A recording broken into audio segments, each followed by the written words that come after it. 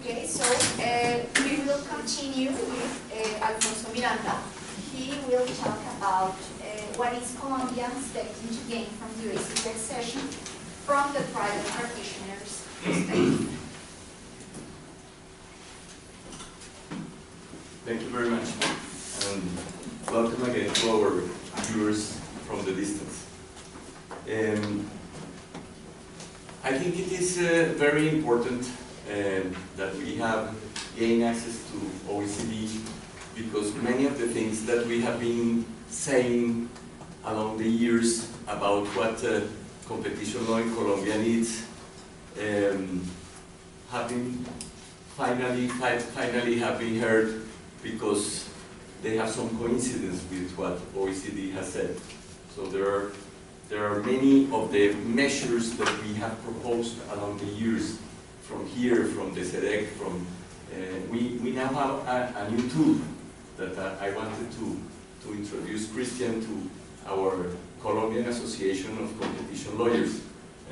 We have here the presence of Gabriel Ibarra, our acting president now of the association, and it's a professional tool and very deliberating.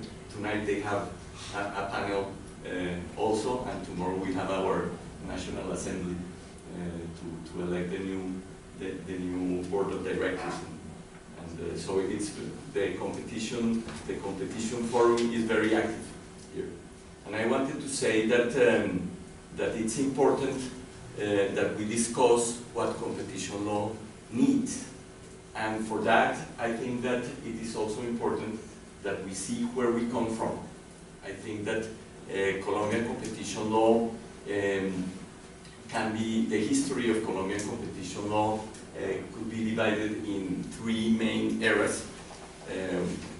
Of course, we can make more divisions if we want, but three main eras, I would say, from Law 155, 1959, when we had the first complete competition law. We have found some previous regulations that were related to competition law, but not as a systematic body of regulation. Law 155 is the first one, and it was a very important law. However, not applied, as in many countries in Latin America, because we think mainly because of the development model, the protectionist model, that didn't call for foreign competition and didn't create a competition environment. So even though our constitution didn't have an article on free competition, we had this law that was an intervention law and started the movement of competition law in Colombia. We have found 30-something cases that were tried in that time. And this first era would go until Decree 2153, 1992, with, of course, this initial period passes through the issuance of the new constitution in 1991, when the competition law principle was included in our constitution. And it was included in our constitution as well as in the constitutions of all the Latin American countries. Even Guatemala, which is the last country in Latin America that doesn't have a competition law and a competition authority, has a free competition principle in their constitution. So we enacted the 1991 constitution. We included the principle of free competition in the constitution. Free competition is a right of everybody that creates responsibilities for everybody. So the consumers, the producers, everybody is subject to competition law. It applies in all sectors of the economy.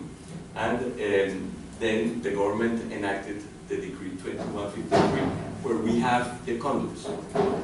And I would say that the next step is between 1992 and Law 1340 in 2009.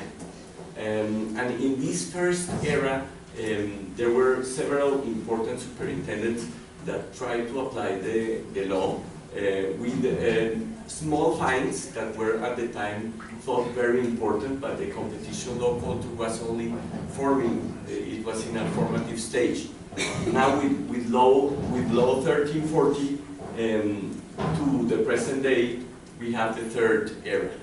And this third stage is very important because Law 1340 created the SIC, the Superintendence of Industry and Commerce, as the sole competition authority.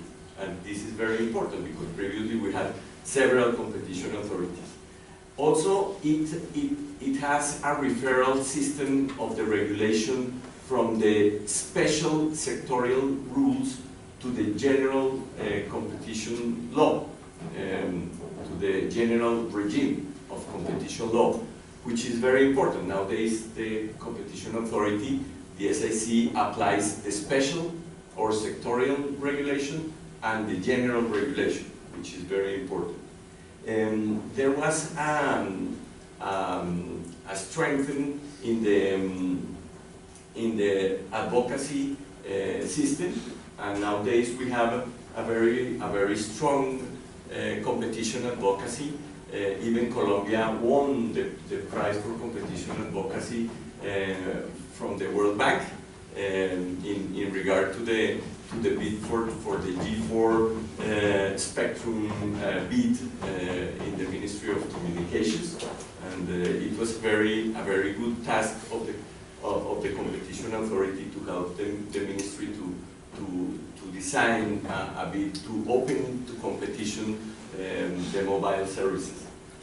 So we have this strong competition advocacy tool that will render null any regulation, general regulation that affects competition and is not taken to the competition authority for comment.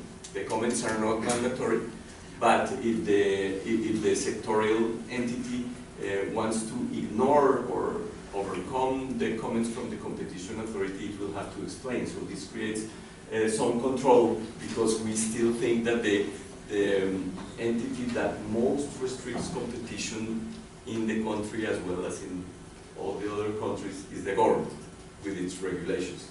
So it's very important that the competition authority can review the regulations previously. We enacted the leniency program, which is very important, but we should not forget about the settlement. The settlement, the sort of consent decrees, las garantías. Here in Colombia, this has been a tool that has been used by the superintendency for a couple of decades with great success.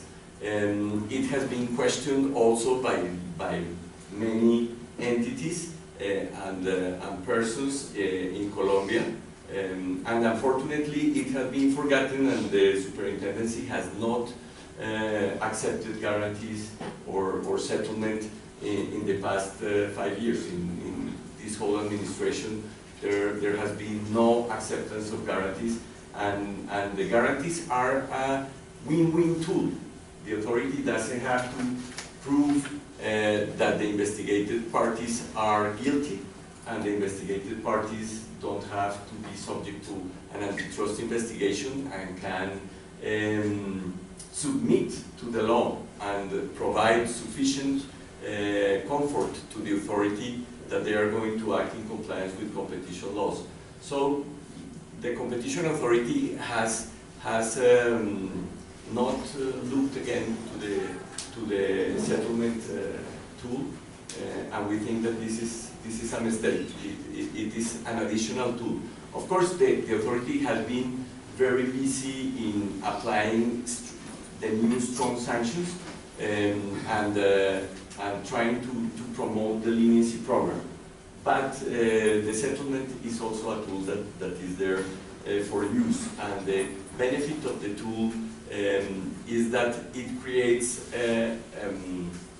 a conduct that is compliant with competition law immediately, because the settlement can only be offered at the beginning of the investigation, which is a great advancement in our legislation. So it's not that, like, the authority has to go through all the investigation and then at the end the investigated parties will offer to settle. No, the settlement has to be offered at the beginning. And if it's accepted, then we will have conduct that is compliant with competition law without going through the whole process of the investigation that can last 18 months or more. There is also more active participation from third parties, and this renders our competition law more contentious, and the participation of people who think that they have been damaged by the competition laws is there. They can participate. The fines were increased significantly. Previously, the fines could go up to only $500,000, and now they can go to $27 million, or 100%, 150% of the profit obtained with the anti-competitive conduct, which is, I agree with OECD, and I agree with the superintendency that this is very difficult, because it's very difficult to calculate what profit was obtained with the anti-competitive practice. The fines for the natural persons have also been increased. They were previously only of $81,000, and now they can go up to the $500,000. So it's also very important to have this incentive for natural persons to go forward and cooperate with the authority. Also, the statute of limitations was expanded from 3 to 5 years, which is also very important. It allows the authority to investigate at greater length and find the infractions. There has been also a very controversial measure introduced by Law 1340, which is the block exemption for the agricultural sector, because OECD criticizes this exemption because it says that no particular sector should have the way to impede the application of competition law, and we think that this is correct. However, competition law is not a paramount value in the Constitution. Competition law probably is less important than health, the right to be fed, the feedings, sustainability of the country, and there can be other important areas of agricultural policies that could be implemented to promote the development of the country. But however, the block exemptions were already in the general regulation of competition law, and it is possible that the interaction of the Ministry of Agriculture could at some point interfere with the competition policy, but this has not been used since 2009 significantly, so there is that discussion. After Law 1340, there were other laws that have been passed that are also important to comment.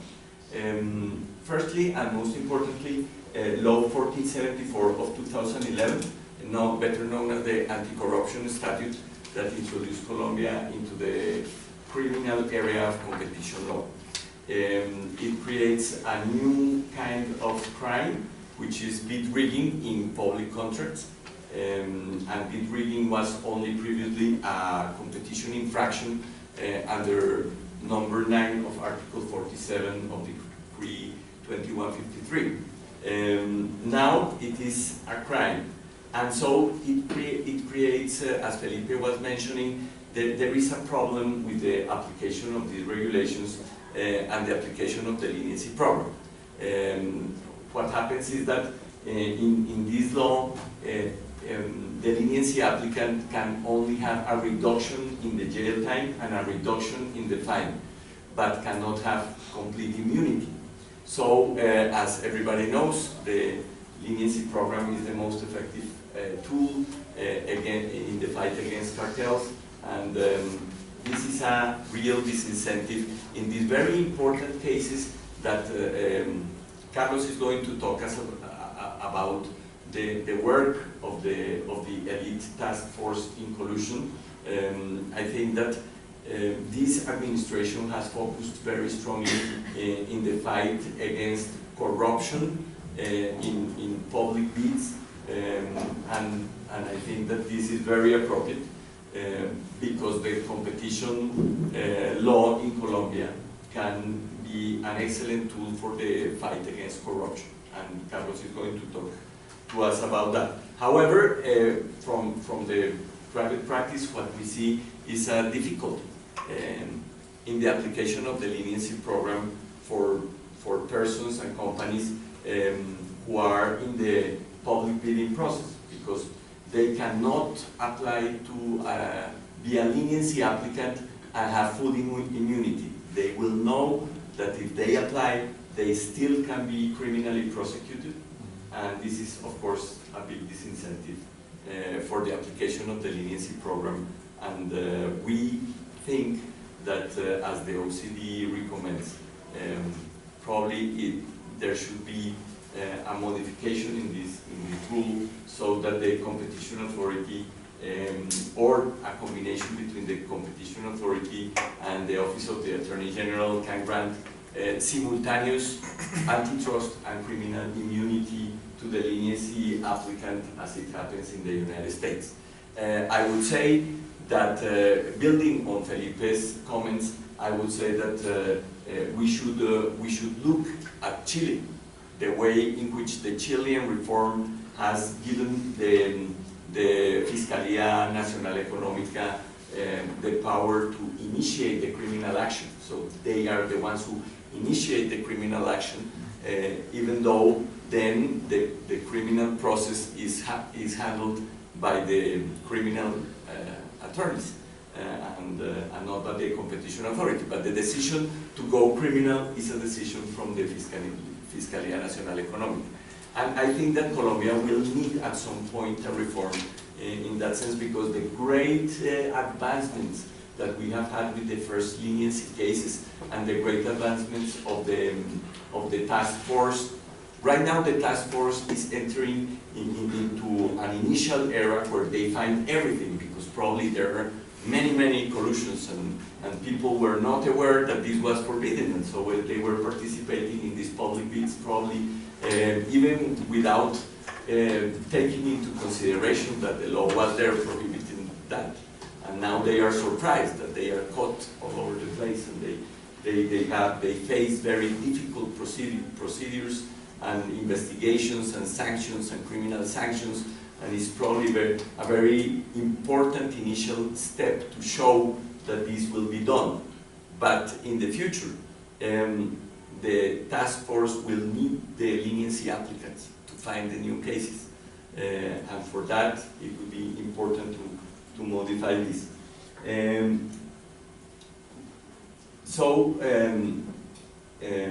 There is also another statute, that is the Decree 019 of 2012, better known as the Anti-Bureaucracy Statute. And this statute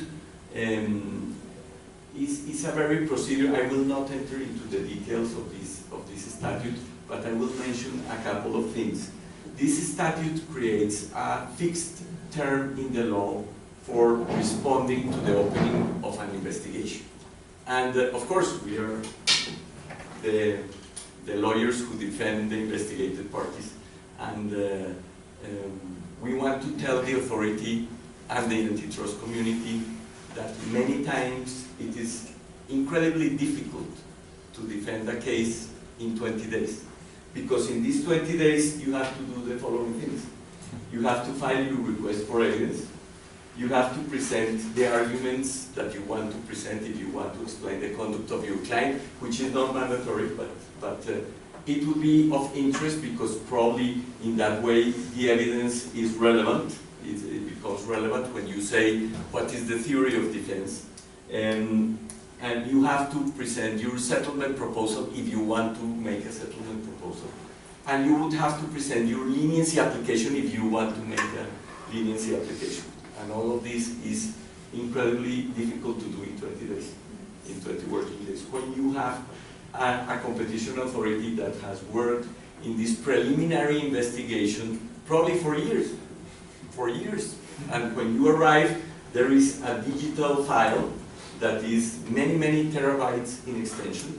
You have to send a medium army to research what is there, what do they have, because the opening resolution will only refer to specific parts.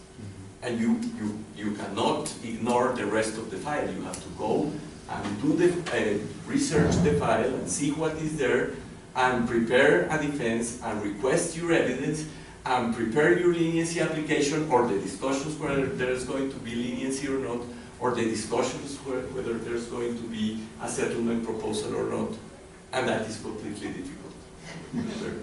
Very complex. So there should be a way to extend when the size of the file is so big. So this is our current state.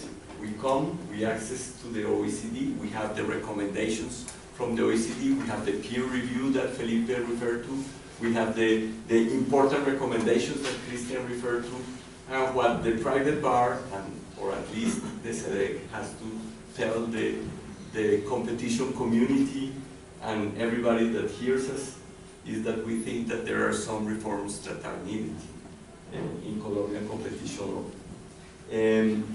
First of all, I will refer to the architecture of the authority, and I will say that we have been in the private bar. There are some of us who have been applying the law and living under this competition regime for more than 20 years. So we think that we have a flavor to how it works, and that's why we want to propose some measures not to decaffeinate it. This is not the aim. We think that competition law and the competition principle is vital to our market economy, is vital to fairness, is vital to justice, to the fight against corruption, and to the well-being of the consumers. So that's why we think that it should not be decaffeinated. It should be strengthened, and it should be made better. And we want to propose the following measures, and we will do so to the new government through the Center for Studies of Competition Law and through the Association of Colombian Competition Lawyers. First of all, we think that Colombia should look at a plural authority. The authority should be plural and not dependent on the opinions of only one person. The superintendent, who is the superintendent nowadays. For instance, it could be structured in the form of a commission, so that there is not so much danger of capture from the economic sectors, from the political sectors, from the media. I've been witness to times in which the superintendent is called to Congress for political scrutiny, and he's called with some of the investigated persons at the moment, for instance, for the cement case. I had to come with one of my clients to one such hearing, in which congressmen would say to the superintendent, but we would like you to impose fines, but next week. And the superintendent had to answer, well, I just opened the investigation. These guys have to defend themselves. There's evidence, they have to, witnesses, we have to do economic analysis, and then the congressman would say, I have made my calculations, and the 50 kilo cement bag should have a price of 17,000 pesos. I made my calculation. Why don't you get into an agreement to do that now? And we can, and we can summon the. It happened in reality. So the superintendent is subject to many pressures, and we think that a commission would face better these many pressures. There should be an independent authority. I thank very much Felipe for the explanation of how the decree was created. It's Decree 1817 of 2015. Through this decree, the President of Colombia created some rules for the appointment of the superintendent, some requirements of his resume, the capacity and the abilities that he has to show, which is interesting to see. Some rules for firing the superintendent and the appointment of a period. And I totally agree with Felipe that this is not an institutional or an structural solution. The president can issue the decree and can issue another decree and repeal the previous decree and can fire the superintendent and can change the superintendent. So this is, probably it was accepted by OECD for the accession, which is good, but this is not the solution. We think that the competition policy is a very important public policy, that it should be a state policy and not a government policy. So the superintendent is a public official of the third level of the free appointment of the president of the country, and we think that it should be independent and appointed through a system of checks and balances. And I understand and thank Felipe for the explanation about the creation of the decree, but this is simply, for me, it's cosmetic. It doesn't solve really the problem. We need a specialized authority. Nowadays, since the superintendents of industry and commerce have been so successful, it's a young authority with young people, with very committed people, and has been very, very successful. I think that the superintendent has a very good reputation in the public eye, nationally and internationally. Unfortunately, the Superintendency of Industry and Commerce doesn't go so much outside of the country to show the very good things they have done, the important cases they have handled. I think this should be done more often and more consistently. The presence, the international presence of the competition authority from Colombia. When I go to the international forums, I see other countries who have not done much, and they send 10 people, 15 people, and you know, we are going to do such and such, and we have many things that we can show that we have done, and this would be important. But we need a specialized authority. Right now, the competition authority is the administrative authority for anti-competitive practices in all sectors of the economy. Is the administrative authority for mergers in all sectors of the economy, but for the financial sector and the aeronautic sector. And I think that these mergers should be reviewed by the competition authority. But, it's not a contradiction, you will see. It is also the administrative authority that handles the intellectual property registry, which is a huge task on its own. It's the administrative and judicial authority for consumer protection.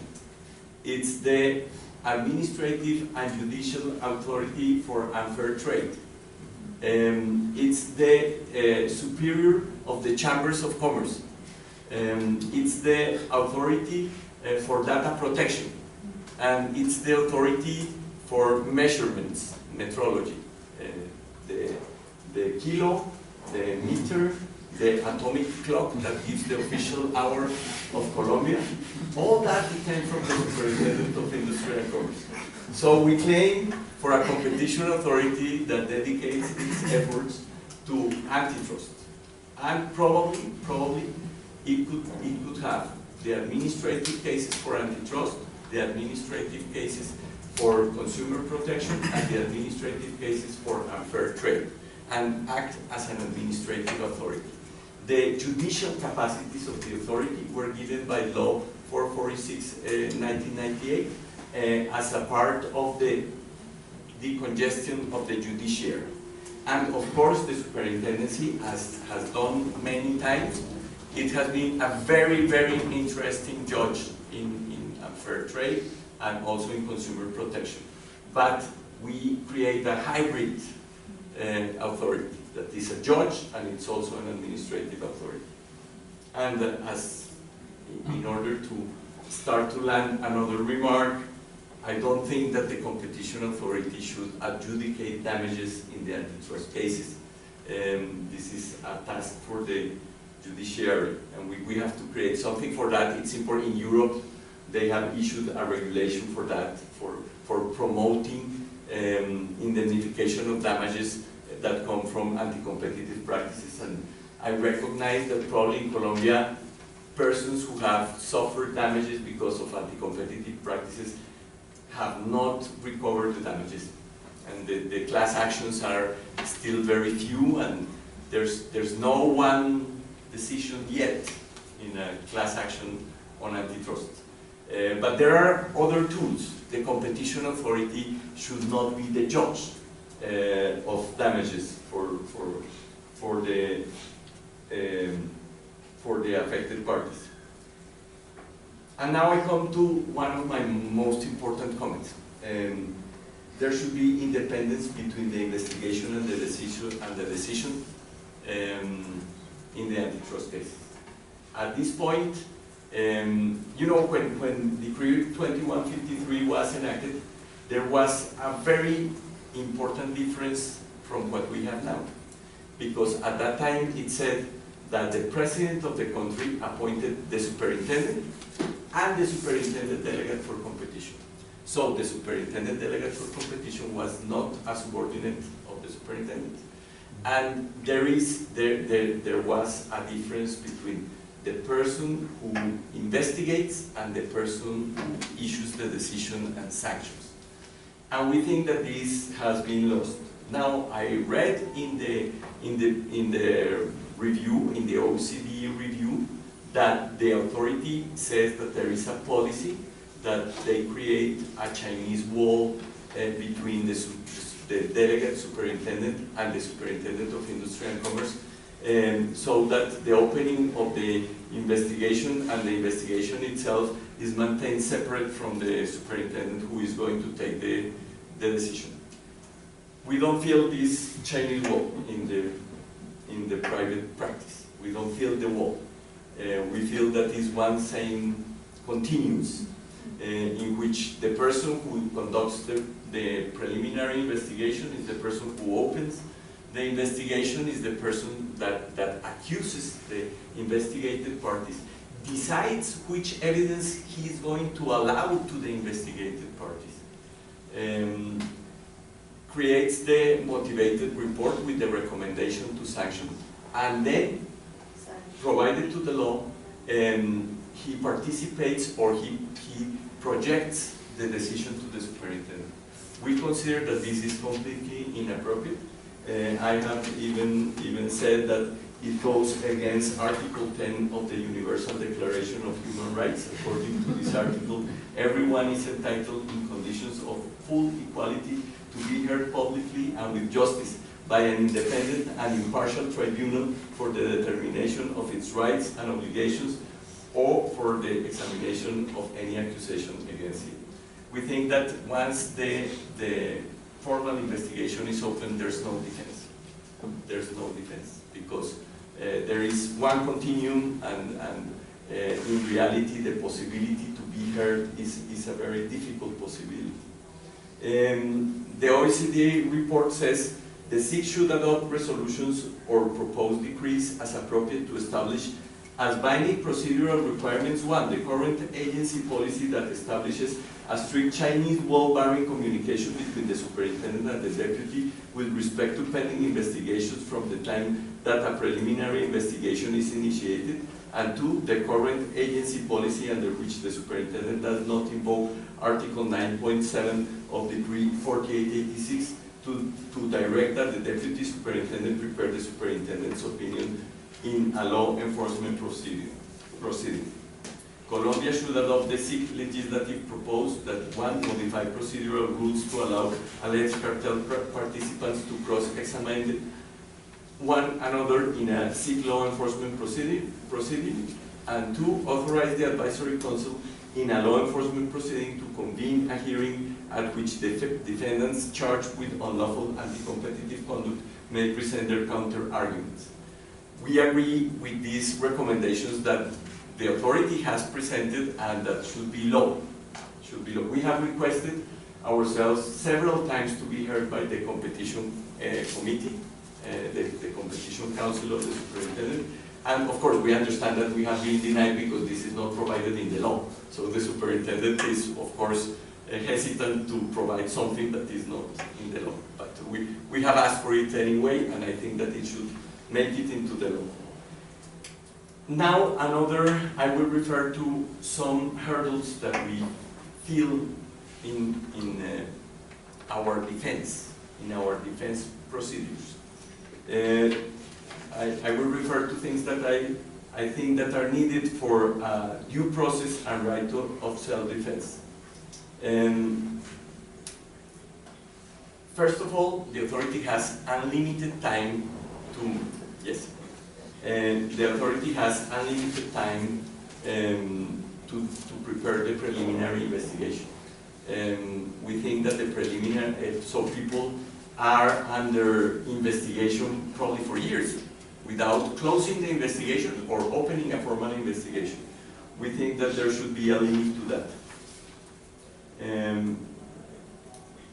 And also, as we have been seeing in the first criminal cases that are also antitrust cases, probably there should be judge review, approval, and probably counseling for downgrades and interrogations in the preliminary stage. So the competition authority can perform downgrades without judicial approval and performs interrogations to people who at this point do not know that they are going to be subject of an antitrust investigation and probably a criminal investigation. And we think that this creates a difficult arena for defense.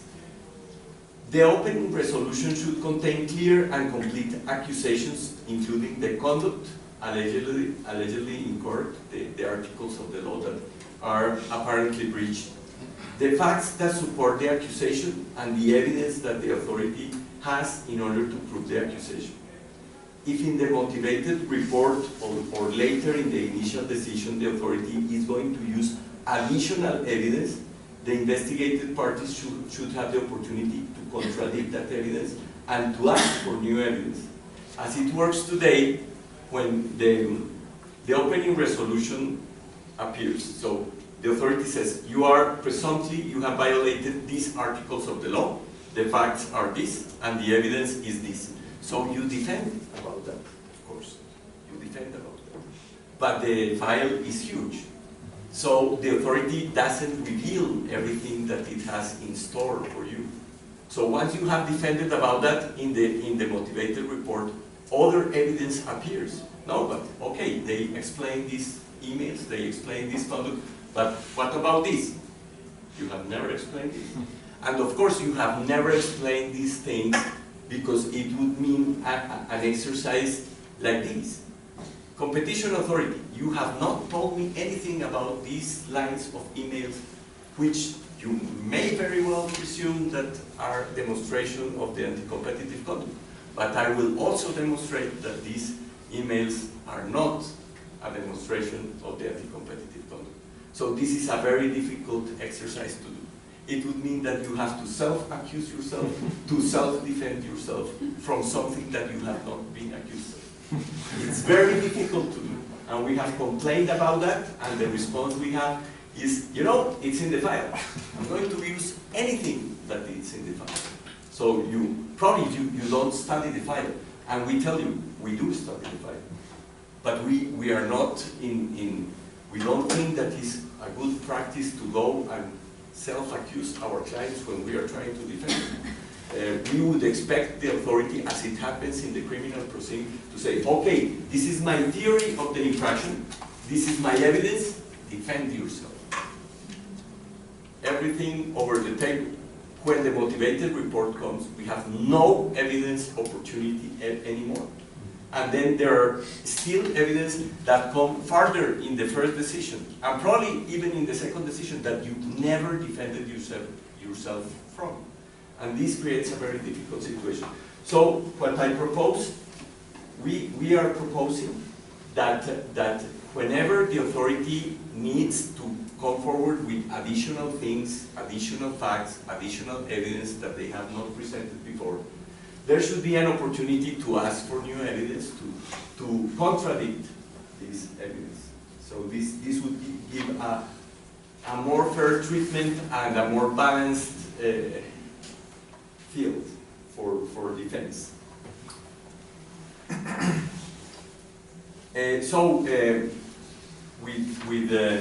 Without these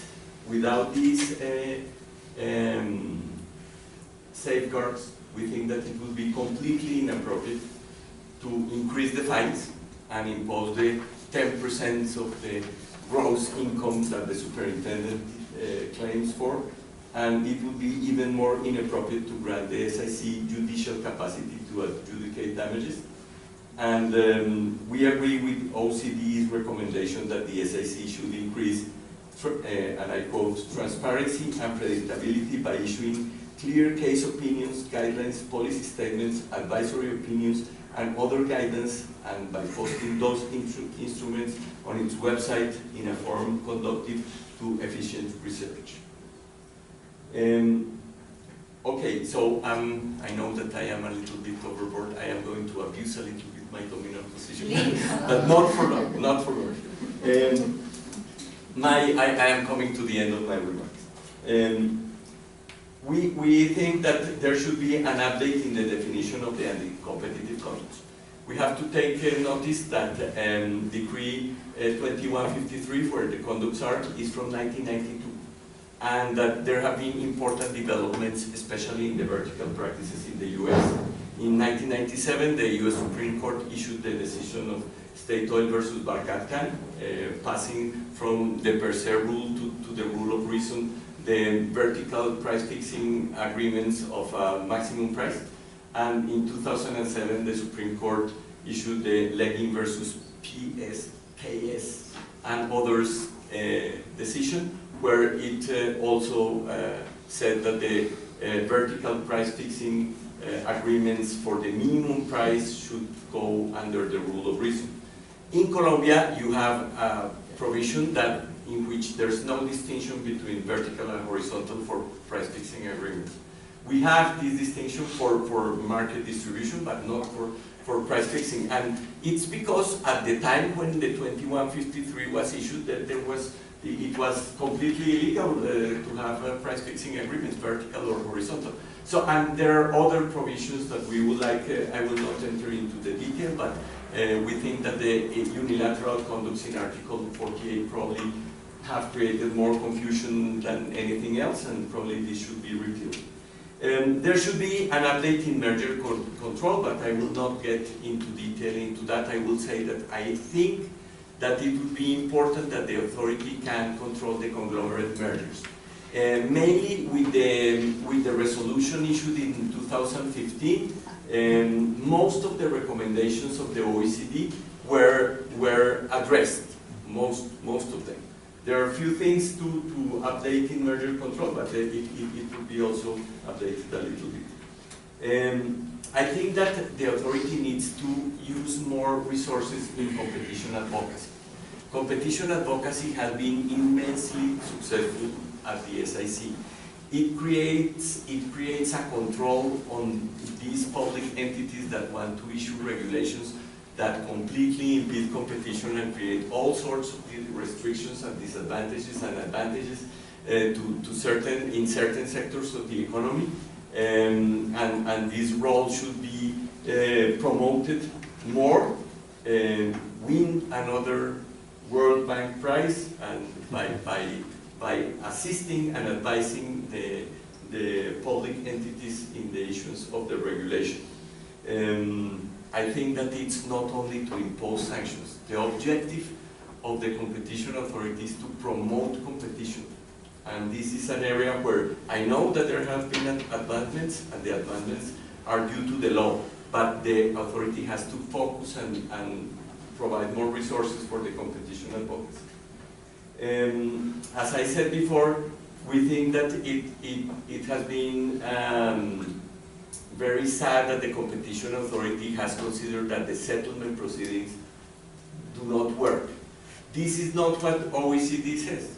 OECD recognizes that it is an important tool and makes some recommendations. For instance, that part of the penalty is paid, that there is some movement to reestablish the conditions of the consumers and other things. But I think that it would be appropriate to retake the settlement provision. There should be a protection of the leniency program by making an amendment in the criminal law and the competition law so that there is no disincentive in these collusion cases in public bids.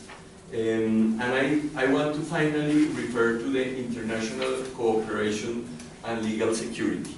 At this point, we are facing a very, very difficult and unique situation in the competition law of the Andean region. The Andean region has a competition statute that is Decision 608 from 2005. This decision does not have a leniency program. It's incredible. It doesn't have a leniency program. Then Colombia receives the first important case. I know that there have been other previous leniency applications, but this was the first successful leniency application from Kimberly-Clark in the diapers case, which extended to the soft paper case and to the notebooks case. Kimberly-Clark was accepted as the first leniency applicant. It received full immunity and didn't pay $66 million in fines. And we can say that because the resolution says to Kimberly-Clark, maximum fine, $66 million, minus cooperation reduction, $66 million, paid zero. Of course, it paid zero, but it doesn't mean that it didn't cost to them, because they had the courage to come forward and to present a leniency application with a full investigation, providing hundreds and hundreds of emails, terabytes and terabytes of data, 50 or 60 witnesses, and with this information, the authority could conduct a very successful investigation and dismantle the three cartels. There was an investigation, an internal investigation of the company in other countries, and it presented a leniency application in Peru, where they were accepted as the first leniency applicant. They have now received their first decision where they were acquitted or saved from paying $50 million. And they also presented and there's another pending investigation in Peru. And they presented an application in Ecuador.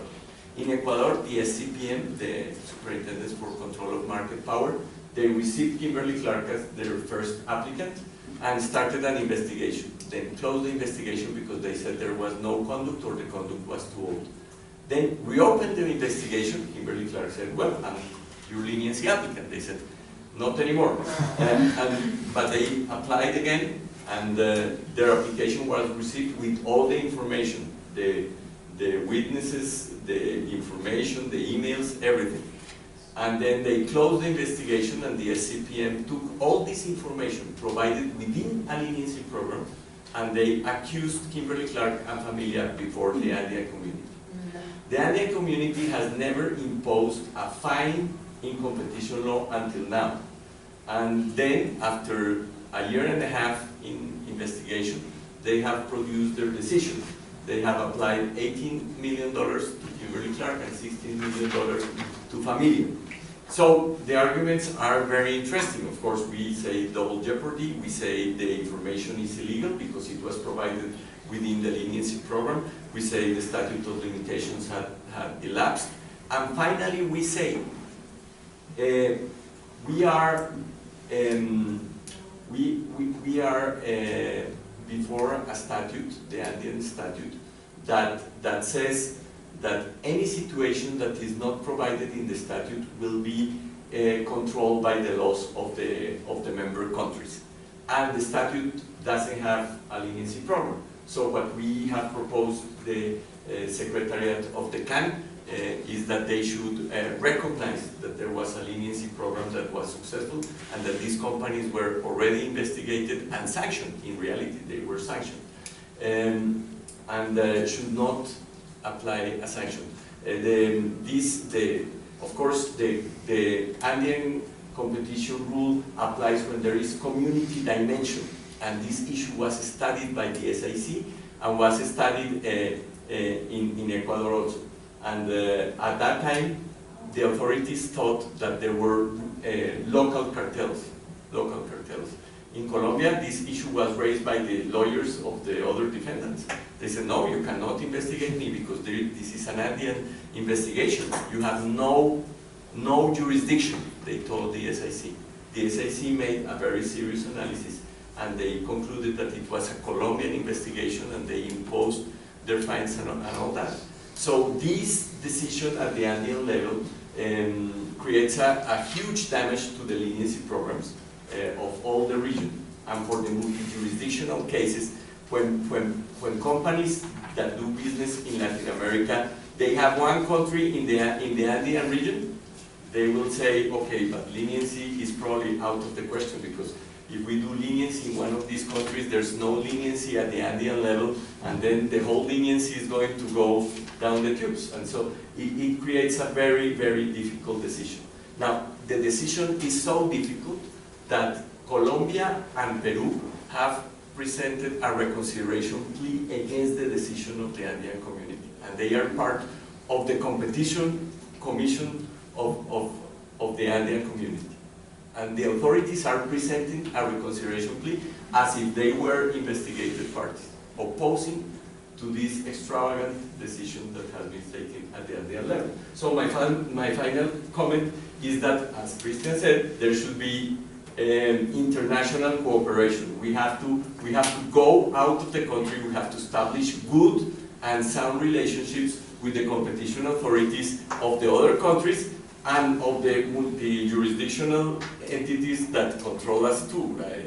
This is a supranational authority that evidently has the power to conduct an antitrust investigation and has proved that it can impose very serious fines with great damage to the competition law of the member states and especially to the leniency program. Thank you very much for your attention.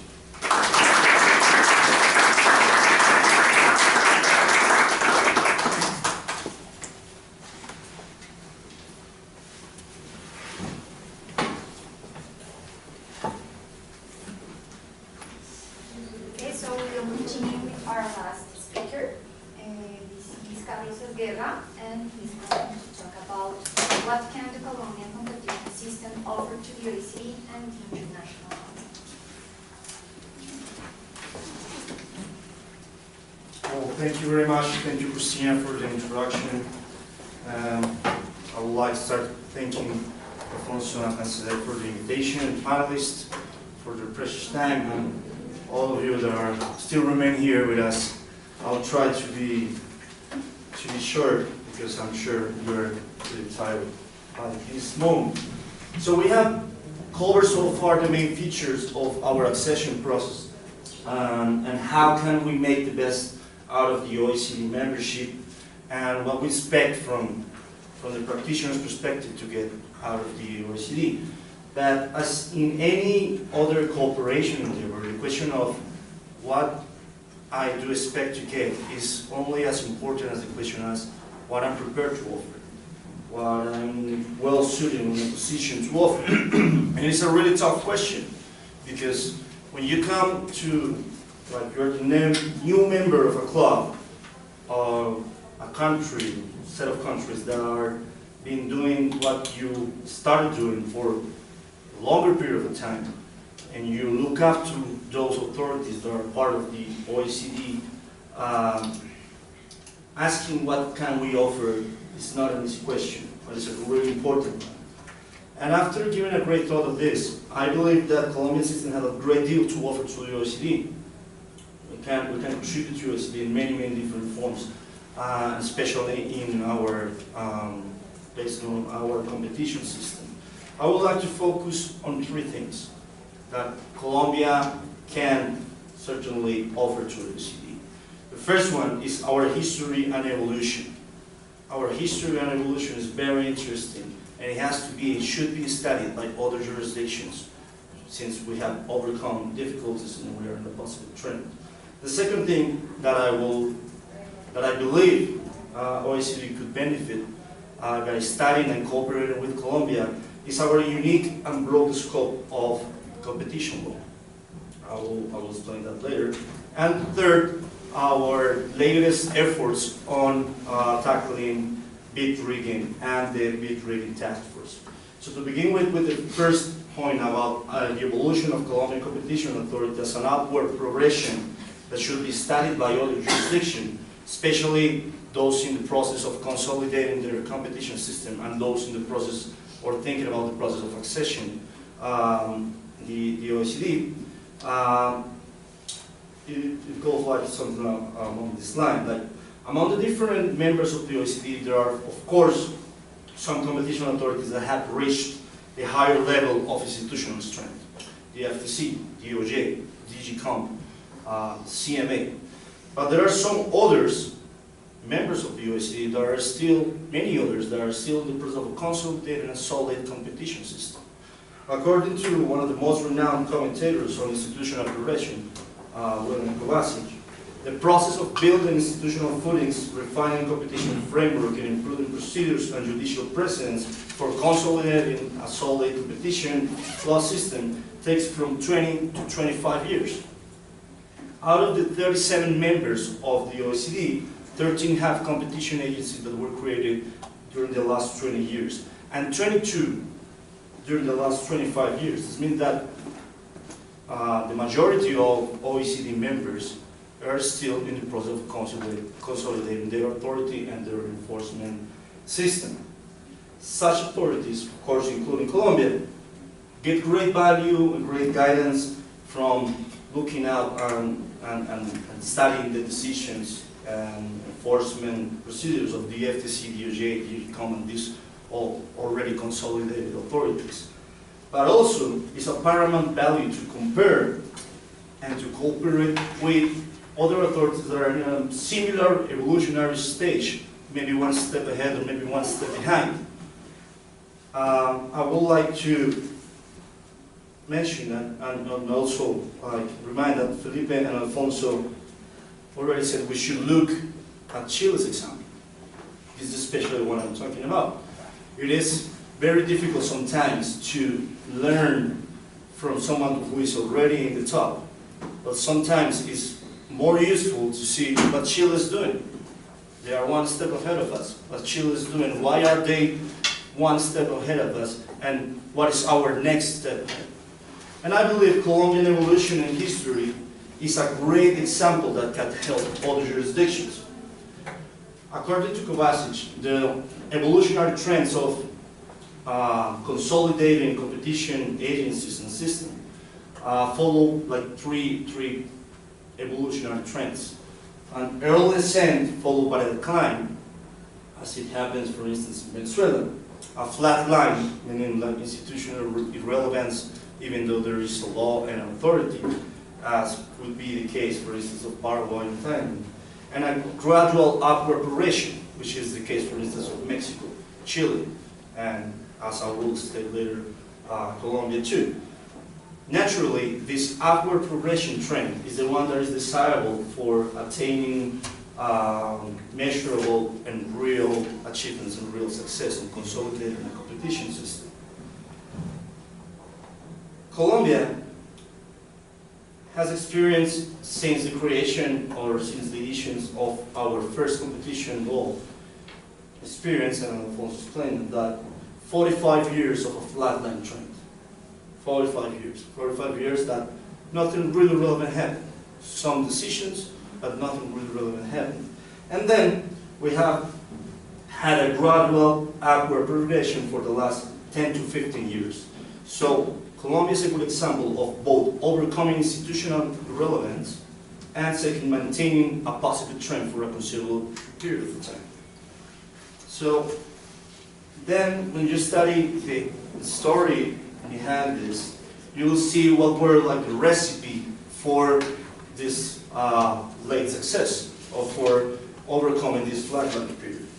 And it is not new to say that to consolidate a solid competition framework, you need like many ingredients. For instance, you need an appropriate law, enough resources, political will, top management, of course, and a whole framework, a whole legal framework that helps you in that process. During the flatline period, which could go from 1959 to the early 2000s, we already had a law. We had Law 155 of 1959, and then that law was enhanced in 1991 with a decree that had been mentioned many times before. But then there was not enough resources, no political will, the management wasn't great, and there were like an appropriate framework for this positive evolution. So this is the first testimony of having a law, having a competition law, and having an authority, of course, is not enough. Then it came the second period that I would like to mention, which is the birth of the competition system. The legal framework was the same. It was Decree 2153 and Law 155. But there was a slight increase in resources. There was an increase in political will. But most important, there was a huge change of management. We have a succession of top-tier management during these early 2000s. So then, even though there were some limitations, the first early good results started to show up. So, for instance, we have the rice cartel decision in 2004, the chewing gum decision of abuse of dominant position in 2006, the cocoa cartel in 2006. And there were like, I believe the exact figure is that the superintendency started 53 investigations and imposed 9 fines, and there were like 9 final decisions. Although it was one step forward and it was a development, it was important, this decision wasn't very relevant due to the decisive fines that the superintendency could impose at that time. So the maximum fine at that time was less than $1 million. So yes, we have some decisions, but of little relevance. And then it came the boost of the Colombian competition system after 2009. What happened in 2009? We had a new law, and this new law increased fines, implemented the leniency program, and provided the SAC with better investigating tools and techniques. Second, we have an exponential increase of human, technical, and financial resources.